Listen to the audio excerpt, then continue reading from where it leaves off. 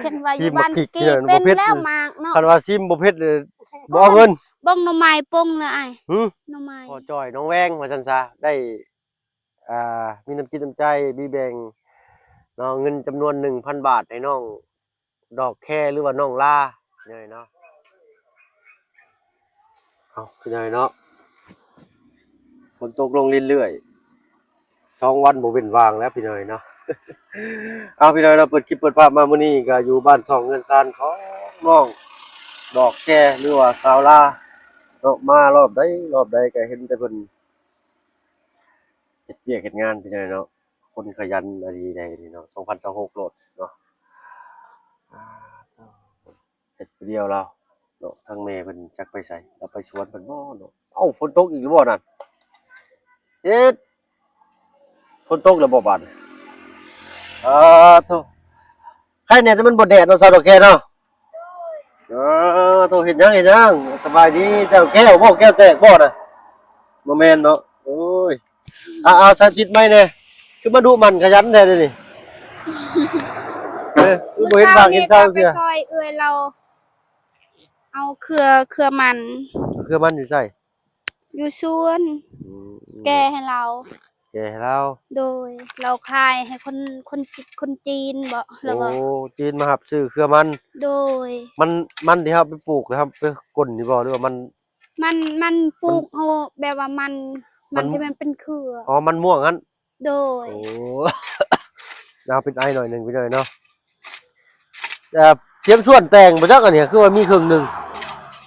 ฮะ ยังก็อ้าย เสียมส่วนแต่งบ่จักอันนี้คือมีครึ่งหนึง เอาไปเลยเนาะ มัน เว้าหยอก มัน เพิ่น ฮักตอนที่ขุดอันนั้น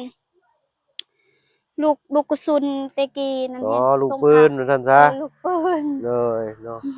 กินข้าวกินน้ำแล้วบ่นี่ โดยกินแล้ว เนาะเอาเอาพี่น้อยเนาะก่อน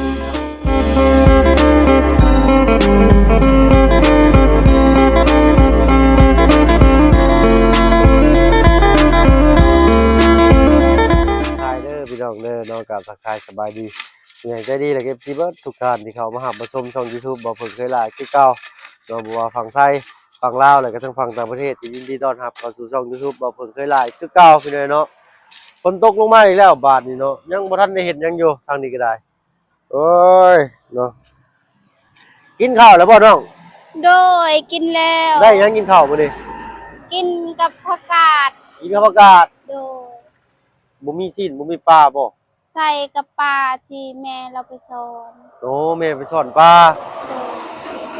โดย เนาะ กับผักกาดที่น้องปลูกนี่แล้ว ใช้พาไปเบิ่งอยู่ผักกาดนี่เนาะงามสำไรเลยเดี๋ยวนี้เบิ่งก่อนพี่น้อยเนาะผักหญ้าคาหุ่นเราโตย่านเหยียบตะปูตะแป้งนี่นี่เนาะ โดย มีทั้งผักกาดผักหอมเนาะว่าสิซื้อกันผักบัวมาให้เราก็แล้วจ้อยว่าได้ก็ได้พี่น้อยอยู่ทางเชโปนนี่สิมีแต่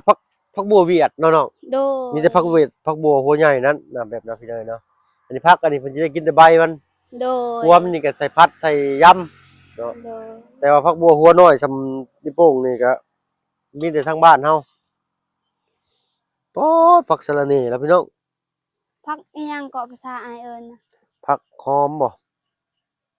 ผักหอมเสริมอันนี้ฮะ โดย ผักหอมเสริมบ้านเฮาเอิ้น แย นี่ ก เนาะ เอาแต่นี่แล้วก็แยกตัว เอา นั้น พี่น้อยเนาะ โอ้ยขอโทษขออภัยโธ่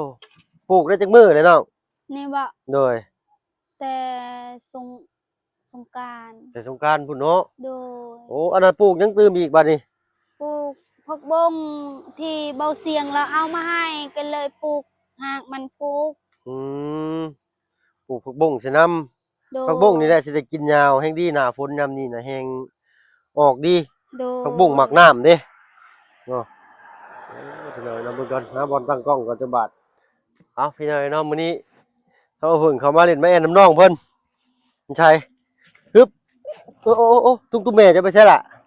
แม่เราไปปลูกหมกเพชร ไปปลูกเพชร โดย โอ้อยากไปเบิ่งเลยเนาะ โดย มือพาไปเด้อ โดยเดี๋ยวนี้บ่ อยู่ไกลบ่ บ่นี่แหละอ้ายก็เคยไปเลย โอ้อยู่ในสวนนี่ โดย โอ้ไปพาไปเบิ่งเด้เนาะ โดย มี คือสุเจ้าคือพากันดุกันมันแท้ แค่นบ่ได้เฮ็ดก็บ่ได้กินเด้มักเพชรนี่สำบายแค่นเวลาเฮาปลูกน่ะเวลายามเป็นหมากเฮาก็บ่ได้ซื้อแม่นแน่เนาะโดย ส่วนมากหลักๆเลยนี่สิมักพริกเด้อพี่น้อยเนาะโดยอุปโภคหลายกว่าอคือว่ายู่บ้านสกีก็ปลูกแบบว่าหญ้านั้นเรียบร้อยแล้วแบบว่า ทางตัดหญ้าเรียบร้อยแล้วโดยยังเหลือแต่ยาสูบกับมักเพชร ยาสูบก็มักเพชรโด ยาย สูบ แบ นี่ บว่า ขายเนาะโดอืยเอา สูบแม่เราก็สูบน้ำแล้วก็คายน้ำสูบน้ำคายน้โดำยถ้าว่าซื้อสูบนี่บ่ไหวเนาะโดยเงินก็บ่ได้หาพี่น้อยเนาะก็ปลูกพืชปลูกผักกินนี่แหละโดยเนาะขายยาทรงยาสูบได้ก็ไปซื้อพริกนัวเนาะบ่แม่นเบิดเด้อไปจักพริกนัวก็ได้ติยัง ยังอยู่เนาะโดยโอเคไปสิให้น้องมันพาไปเบิ่งสวนที่ทางแม่เพิ่นปลูกบักพริกพี่น้อยเนาะที่ว่ามีโชคมีลาภบ่จักทำบ่เพิ่งย่างไปนี่ก็ได้เนาะไปย่างบัดนี้เนาะโดยไปเบิ่งก่อนพี่น้อยเนาะไปเบิ่งสวนลุมเพิ่นก่อนถ้าว่าเพิ่งไปตอนนั้นไปตัดไม้ซอยน้องเพิ่นตั้งแต่พุ่นแหละพี่น้อยเนาะฮึบเอากับบ่ไกลปานใด น้องก็ว่าสิไปคือกันไปซอยเราปลูกเห็นแต่ว่า หายเอาน้ำไปให้ทั้งแม่จะกินน้ำเด้อ โดย ไปพี่น้องไปพูดแหละ น้องคาเวียกแบบว่าซอยเอื้อยเราแก่แบบว่าเครือมัน แกเครือมัน โดยแล้วเอาไปย่าง ข ไปทางใดเฮาบาดนี่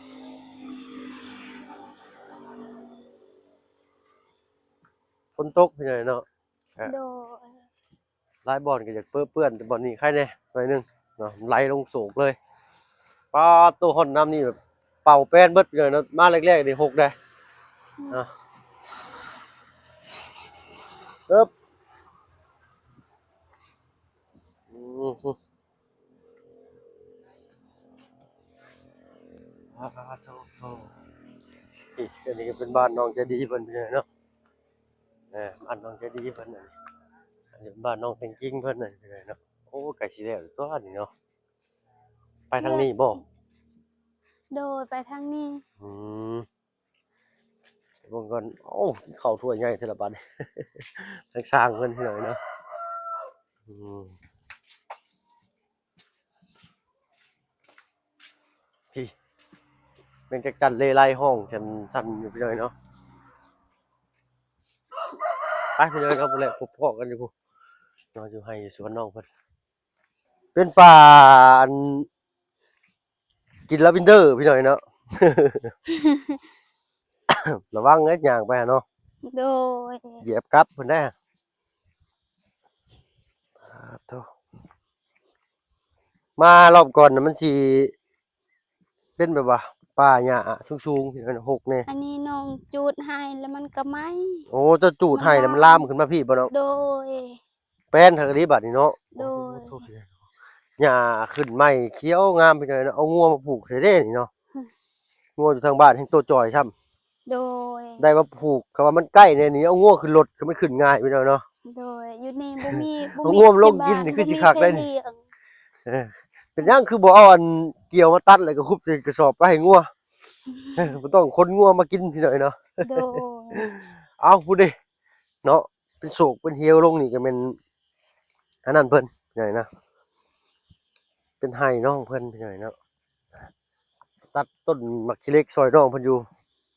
เนาะ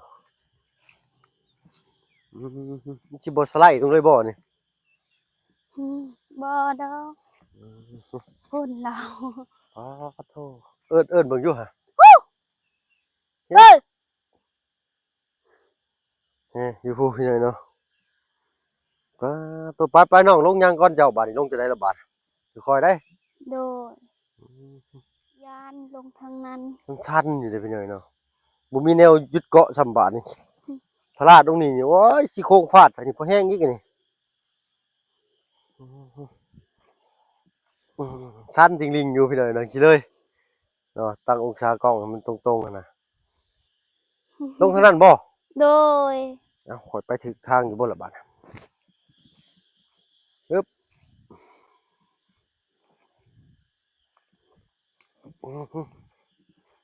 ป้าโธ่ข่าวว่ามันเปียกอยู่กว่านี้ลงบ่ได้เลยบ่มีทางลงหมดอื่นแล้วบ่เนาะโอ้ บ่มี บ่มีเลย โดยมีแต่ทางให้เพราะว่าไกลมันก็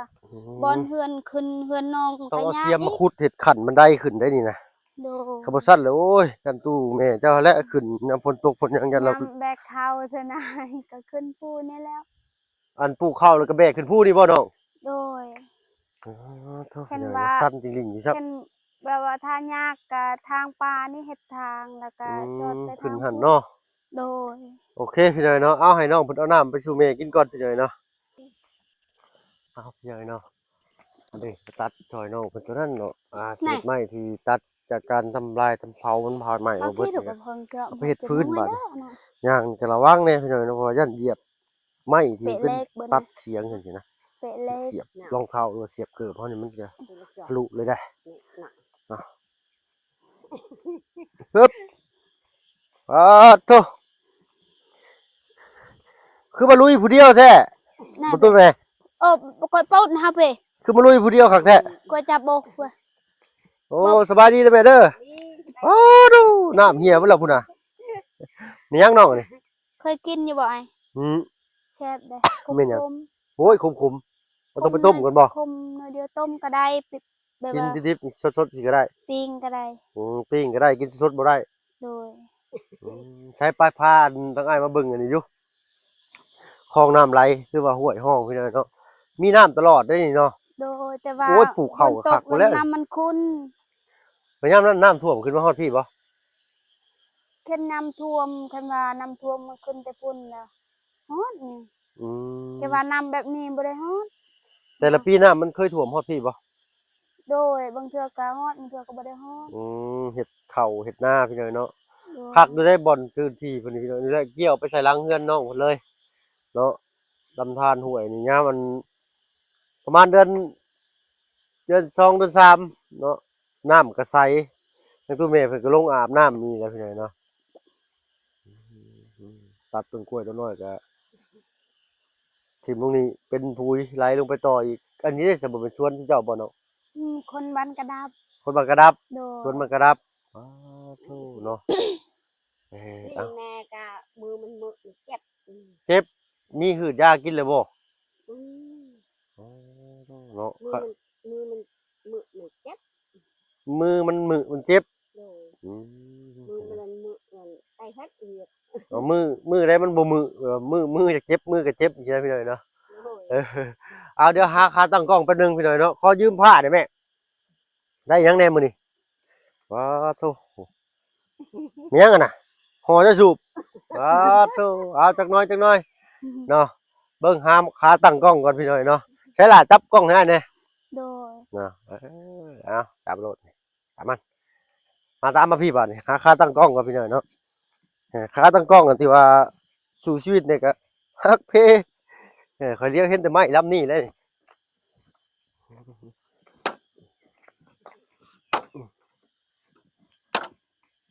จักปีเลยแม่ผ้านี่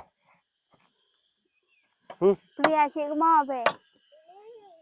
คมคักแท้ผ้าเพิ่นขนาดบ่มีผู้ชายรับคมรับหยังให้พี่หน่อยเนาะ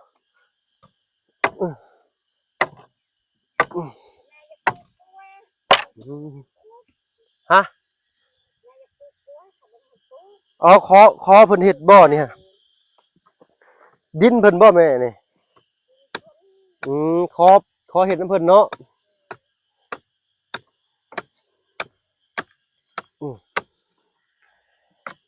นี่ค่าตั้งกล้องเด้อพี่น้องเด้อจักเพิ่นมักแต่ผ้าแล้วเพิ่นนี่คมคือดีเด้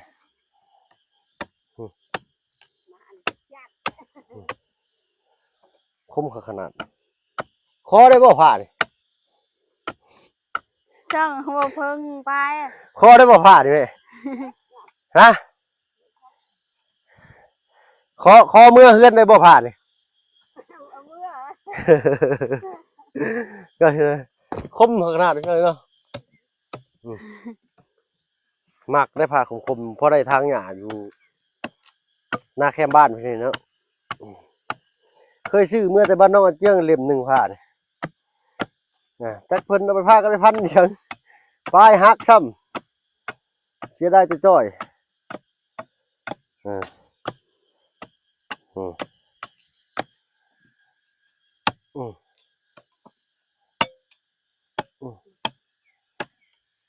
เอาไว้ เฮ็ดล่ะ ให้แม่คือเก่าแล้วนี่ ตักให้ ค่าตั้งกล้องขอได้นี่ไอ้มันซักเข้ามันก็เสียจริงๆเนาะ ท่านแม่ยาแม่ฮกอีลีมีเงินใช้ได้ให้เขาฉีด ฉีดหญ้าบ่แม่เท่าไดฉีดหญ้านี่ อะไรก็เอา เออ มันคือยา โอ้ซื้อยานี่ก็สิแพงอยู่ได้เนาะ โดยมีเงินใช้ได้คือยาฉีด กระทั่งเท่าไดยาฉีดหญ้านี่ เขาอะไรเป็นตุก กระตุกเท่าไดเพิ่นไรให้ ตุกหนึ่งเพิ่นว่าตุกที่ซีดนั่นแบบว่าเขาใส่ยาแล้วก็ใส่น้ำนั่นตอนนั้นตุก15,000แต่เดี๋ยวนี้รู้คือกัน ประมาณจักตุกถึงสิพอนี่เนาะนี่เนาะหากระตุก ตุกยา5กระตุก แต่ว่าแบบว่า ตุกเท่าไดเพิ่นขายล่ะ ตอนนั้น60ตุกหนึ่ง อืม แต่ว่าตอนนี้บ่ฮู้คือกันแบบว่าปีหนึงเขาแบบว่าราคามันต่างกัน แต่ละปีขึ้นตลอดเนาะ โดย สิปลูกหยังแน่นี่ฮะ พวกมักแตงแล้วก็มักทั่ว แล้วก็ปลูกข้าวย าเป็นน้ำนี่ยุกยายก หญ้าหยุบบ่นี่ โดย อันนี้หญ้าหยุบพี่น้อยเนาะบ้านเฮาเอิ้นหญ้าประดงเนาะใช้แม่ปลูกฮอดใช้แม่มื้อนี้ปลูกหยังแน่มื้อนี้ ของมักกัดนี่ ปลูกเพชรโดยสิใช้ มีคน โอ้พาลูกไปเบิ่งได้บ่ ทำมี ไปมีอันพาลูกไปเบิ่งนำกันเลยเนาะเอาไปพี่น้องไปเบิ่งว่าทางตู้แม่เพิ่นปลูกเพชรเนาะได้น้อยได้หลายซำใดเนาะ อะแยะแล้วเหลือดาวอีก บ่ได้อยู่บ่ได้เช่าเลยส่งแม่ลูกเจ้าเนาะ โดย หานไม้คากล้องจับพอดำมือแล้วก็ไป เมื่อ แล้ว เช้า ค่อย นี้ก็บ่ได้ไปซอยเราเพราะว่าซอยเอื้อยเรา เนาะ ว่าทันลาวได้คือเวลา เราย่างไว้บ่ โดย คนดุที่ไหนเนาะคนดุสิบ่มักย่างซ่าได้ โดย โอ้ตู้สะทางช่องแม่ลูกนี่บ่ทางอันนี้ฮะ โดย เบิดเบิ่งอยู่เลยพี่น้อยเนาะป่ามื้อนั้นป้าลุงน่ะสิจำได้ถ้าว่าเพิ่งลงมาตัดต้นขี้เหล็กต้นนั้นแถวนี้หกขนาดเลยเนาะตัว แม่ปลูก ใช่ไหมอ๋อต้นพริกใหญ่แล้วเนาะ ลุมคน นี่เด้เพิ่นปลูกพี่น้อยเนาะนี่ต้นเตี้ยวเนาะ งามจะไม่ได้งาม ดินชุ่มบานโอ้ยสิลองมาชิมเบิ่งเด้อแม่เด้อบักพริกเจ้าเด้อลูกสิลองมาชิมเบิ่งเด้อมันสิเผ็ดบ่ โดยเช่นว่าอ ชิ ยู่ ม บ้าน บักพริก กี เนี่ย เป็น บ่เผ็ด แล้วมากเนาะ คันว่าชิมบ่เผ็ดเลยบ่เอาเงิน เบิ่งหน่อไม้ปงเลยอ้าย หึ หน่อไม้ มากจังซั่นนี่ จักมาก โอ้หน่อไม้นี่เนาะเริ่มปรุงแล้ว รำมาหาเขา พอปลูกพริกขายนี่ก็ดีเลยพี่น้องเนาะขายได้ตลอดได้พริกนี่ได้ โดยคันว่าปลูกหลายก็ได้ขายหลาย แม่นเขาว่าตั้งแต่ปลูกพริกนี่ตู้ปลูกแต่พริกนี่ก็คือสิได้หลายอยู่ได้นี่นะ โดย ดู แล้ว มัน แกะ กัน จู เพี้ยน เล ที่ ย ไหนเนาะเอาได้บอลตั้งกล้องแล้วบัดนี้เนาะมีหยังเหลืองๆน่ะจ้ะ มะเขือก ึ่ง โดย กึ่งบ่บัดเอิ้นมะเขือนี่ กลมโต แล้วว่าปลูกแล้วว่า อืม นายมันเอาไปป เอา ลู อันนี้ ก อันนี้ แล้ว ตุ้มแม่ปลูกแล้วเนาะ โดย เอาพี่น้อยเนาะถ้าบ่เพิ่งก็มื้อนี้มากะภูมิใจหรือว่าดีใจหลายเห็นทางน้องเพิ่นเลยกับทั้งแม่เนาะได้บ่อยู่บ่เศร้าอีหลีเลยเนาะดีใจเนาะดีใจนำเราหลาย เนาะ ไปเทียมอัน ๆปลูกเพิ่นปลูกโอ้เนาะพุ่นเลยได้นี่เนาะ โดย โอ้บ่อนเพิ่นไว้พื้นนี่บาดนี่ป๊าดโตเนาะใส่น้ำไปเบิ่งอีกก่อนพี่น้อยเนาะอืมดีใจเนาะเห็นเนี่ยก็จักสิบอกให้ได้พี่น้อยเนาะเห็นน้องเพิ่นอยากได้อยากมีเนาะซอยกันเฮ็ดกับตัวแม่ถึงสิมีบ่หลายคนถึงสิมีบ่มีผู้ชายก็ได้มากล้วยป่าบ่น้องอันนี่ โดยแบบว่ากล้วยป่า อื นี่ มแม่เรือนเจ้ามีแต่ผู้หญิงบ่เอาบ่ลูกเคยมาซอยเฮ็ดให้นี่ เอาอยู่บ่ ใส่ลูกโทยใส่หนัก บ่มีใครมักว้าวขายบ่ออกว่าซั่นซะพี่น้อยเนาะ ว่าขอโทษขออภัยเว้าหยอกน้องเพิ่นพี่น้อยเนาะ เออก่อนเนาะเอาพี่น้อยเนาะขดุมันขยันนี่สิต้องมีรางวัลคนขยันได้นี่เนาะใช่ ยับมานั่งนี่อีกเนาะเบิ่งเด้อเบิ่งเตะผ้าเตะมีดได้ โดย เนาะเยี่ยมเอามาเนาะตะกูจักบาทก่อนพี่น้อยเนาะเห็นอยู่บ่ปะลุงเอ้ยเนาะ ผู้ดีเนาะมีทางพ่อใจดีทางฝั่งไทยเนาะ โดย พ่อเว้ยพ่อจอยน้องแวงเด้อเนาะชื่อเพิ่นว่าพ่อจอยน้องแวงเนาะเพิ่นได้แบ่งน้ำจิตน้ำใจมาให้ทางน้องเพิ่น 1,000 บาทพี่น้อยเนาะทางเพิ่นก็แลกเป็นเงินกีบมาถ้าแลกเป็นเงินตาเพิ่นแลกมาให้บ่แม่น 10,000 ได้ เอา1 2 3 4 5 6 6,600,000เด้อพี่น้องเด้อเนาะเอาอยู่ทางนี้สิได้ต่ำกว่าทางบ้านเฮาประมาณ7ประมาณ8เนาะ6,700,000 6,800,000อันนี้ได้6,600,000ลงมาก่อนเนาะ6,300,000แล้วได้6,600,000ขึ้นมาแล้วพี่น้อยเนาะเพราะว่าทางนี้เพิ่นบ่ได้ค่อยนิยมใช้เงินบาทกันเนาะบางคนก็บ่ฮู้ซำได้เงินบาทเงิน1,000เนาะใช้บ่เป็นซ้ำเอาให้เห็นบ่ โดย เอาเงิน1,000กับใบกับใบแสนเอาให้นี่เพิ่นเลือกใบแสนพี่น้องใบ1,000 บาทเพิ่นบ่เลือกเนาะ เอาเนาะคันว่าได้เงินนี่ไปนี่สิเฮ็ดหยังแม่ ชื่อยา ซื้อยาเพิ่นฉีดบ่ โดย เพิ่นฉีดให้พร้อมบ่ยานี่ ชื่อยากับแม่เจ็บนั่น อ๋อสิซื้อยาเป็นอะไรแขนใส่เบิ่งนี่ข้างนี้บ่ เบิ่งมือมันหมด โอ้มันมือมันเจ็บแล้วอ่ะ เออ มันมือ อั แบบมันจะเจ็บมันก็เจ็บนะพี่น้อยเนาะเขาจะเห็นหรือบ่มุมกล้องก็ได้เอายับมาพี่อีกแหน่จักบาทหนึงเนาะ เนาะเอาคันนี้คือสิเห็นอยู่พี่น้อยเนาะเด้อเนาะทางพ่อแวงทางฝั่งไทยเพิ่นเนาะพ่อจ้อยน้องแวงว่าซั่นซะได้มีน้ำจิตน้ำใจมีแบ่งเนาะเงินจำนวน 1,000 บาทให้น้องดอกแคหรือว่าน้องลาพี่น้อยเนาะทางบ่เพิ่นก็ขอบคุณทางพ่อเพิ่นหลายๆที่ได้เป็นสะพานบุญให้ในครั้งนี้เนาะทางลูกก็บ่มีหยังตอบบุญแทนคุณเพิ่นเอานี่ก่อนล่ะเอาเนาะ โดย หับไว้เด้อ โดย เนาะ เอาคุณเนาะก็ฝากขอบคุณทางพ่อจอยน้องแวงแน่เนาะ โดย เอาแม่พนมมือขึ้นเด้อบัด ใจยังมันบู เลยฟังให้ก็ได้พอพอ พ่อ น้องแวง พ่อจอยน้องแวง พอจอยน้องแวงพอจอยน้องแวงขอบใจหลายๆเด้อที่ซอยลูกกับแม่เด้อขอบใจหลายๆแล้วก็ขอให้พ่อสุขภาพแข็งแรงความเจ็บอย่าได้เข้าใกล้ความเจ็บไข้อย่าได้มีเด้อไปไสมาไสขอให้รอดปลอดภัยขอให้สิ่งหลายๆที่หรือว่าโรคหลายภัยเป็นนั้นขอให้เสื่อมสิ้นหายไปเด้ออย่าได้อยู่ในกระตำกระโตของพ่อเด้อขอให้อยู่ดีมีแห้งขอให้รับให้รวยขอให้เงินใส่ขอให้ไม่ขาดมือแบบว่า จะลืมแล้วเอามาเพิ่งอ่ะแบบว่าเพิ่งบอกอ่ะลูกน้องแม่ เนาะจังหวัดจะได้ฮอดใช้อะไรกินดิ ขอให้อยู่ดีมีแฮง เลยเนาะโอ้สำนั้นก็ได้แล้วเนาะถือว่าเก่งและน้องเพิ่นก็ได้เนาะเอาที่สำคัญก็สุขภาพร่างกายแข็งแรงแล้วเนาะเนาะเลยเนาะตลอดปีตลอดไปอยู่เป็นลมโพมใจให้ลูกให้หลานแล้วก็คนยากจนสิไปนานๆเนาะสาธุเนาะ ขอให้เงิน เงินไหลนองทองไหลมา โด เนาะ ย เลยเนาะทางว่าเพิ่นก็บ่มีหยังตอบบุญเต็มคุณทางพ่อจอยน้องแวงเนาะมีแต่คำเว้าคำจาแล้วก็คำอวยพรโดยใจ โดย ความเจ็บอย่าสิได้ความไข้อย่าสิมีให้บ่ให้ผ่านม่านบ่ให้เบียดปรารถนาสิ่งใดขอให้ได้สิ่งนั้นสมดังมโนนึกเด้อพ่อเด้อ โดย เนาะ ขอให้สำเร็จขอ โดย ให้ทุก เนาะ สิ่งใดขอให้จงสำเร็จเด้อ โดย สาธุสา เนาะ ธุ เอาเนาะได้เงินฉีดหญ้าแล้วเนาะแม่บัดนี้เนาะ โดย เอาไปซื้อยากินก็น่าสิพออยู่ฉีดหญ้าปีนี้เนาะ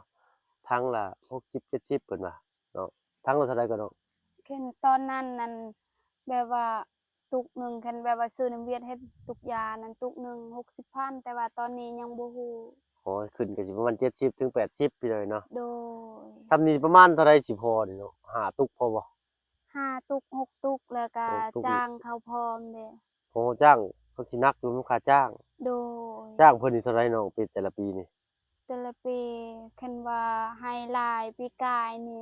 600,000บ่แบบว่าจ้าง โอ้ค่าจ้างเพิ่น600,000 โดย ยานี่เฮาซื้อเอง โดยซื้อเอง เออ ตอนนั้นตุก60แล้วแบบว่าแบบว่ายามันเป็นน้ำยาเห็นยาดี60 70คันว่ายาบ่ดี50 โอ้ก็ซื้อยาดีเลยเนาะก็ โดย ซื้อ50เบิดเงินซื่อๆไปหน่อยเนาะเอ้าเนาะจังได๋ก็ขอเฮ็ดไปเด้อน้องเนาะ โดย ต้นหยังซะนี่คือเป็นงามแท้ คือแบบว่า มัน อืม ย่า เครือ แหละ เกิด แบบ ตาม นั้น ธรรมชาติเนาะไอ้แม่ลูกบัดนี้ลูกโลดเนาะชิ้นแล้วนั่งเปื้อนเบิดแล้วพุ่น เอาเนาะสำหรับคลิปนี้ถ้ามาเบิ่งนี่น้องก็จะน้องดอกแค่แล้วก็ทั้งคุณแม่สิขอตัวลำลาแล้วเนาะ โดย เอา แต่ก็ขอบคุญขอบคุณทาง โดย FC หลายๆเนาะที่เข้ามาหับมาชมให้เนาะเป็นกำลังใจ โดย ให้ทีมงานสายบุญเบิดสุผู้สุคนพี่น้อยเนาะ โดย สำหรับคลิปนี้ไปแล้วพี่น้อยเนาะอยู่ดีมีแฮงเบิดสุผู้สุคนความเจ็บจะได้ความไข้จะมีเด้อเนาะสบายดีจ้ะ แล้วก็ขอบใจเว้าเพิ่งนำเด้อ โอ้ ข โด อบ ย ใจ โดย โดย หลายๆที่แบบ โดย ว่ามามอบเงินให้กับน้อง โดย ขอบใจหลายๆแล้วก็ติดตามน้องในชีวิตของน้อง เลย ถึงว่าผู้ใหญ่ใจดีอยากสิซอยน้องแต่เราก็บ่ฮู้ค่ะบ่มีแบบว่าทีมงานของเขาอ้ายมา เลย ติดตามมาดูแบบว่าเบิ่งแยงน้อง เลย โดยขอบใจหลาย เลยเนาะเอา ๆขอให้อยู่ดี ไป มีแฮงเด้ออ ม คิดสิ่งใดขอให้สมหวังดังปราร เล ถ ย นาเด้อขอให้ร่ำให้รวย เลยเนาะ โอ้ สาธุพี่น้อยเนาะ ธุ เอาเนาะถ้าว่าเพิ่นกันหน้ายื้อเขาแนมตาก็สิบ่ขึ้นบานมันเริ่มฮ้อนมุกเข้าได้พี่น้อยเนาะ โดย ไปเฮาก็ได้พี่น้อยเนาะพุ่นเสียงจักเลไลผู้ป๊อดโตแง่นๆอยู่พี่น้อยเนาะไปพี่น้อยเนาะขอบคุญขอบคุณที่เขามาหามาชมช่อง YouTube บ่เพิ่นเคยหลายคือเก่าสำหรับคลิปนี้ไปแล้วพี่น้อยเนาะอยู่ดีมีแรงเบิดสุขทุกคนสำบายดีจ้ะ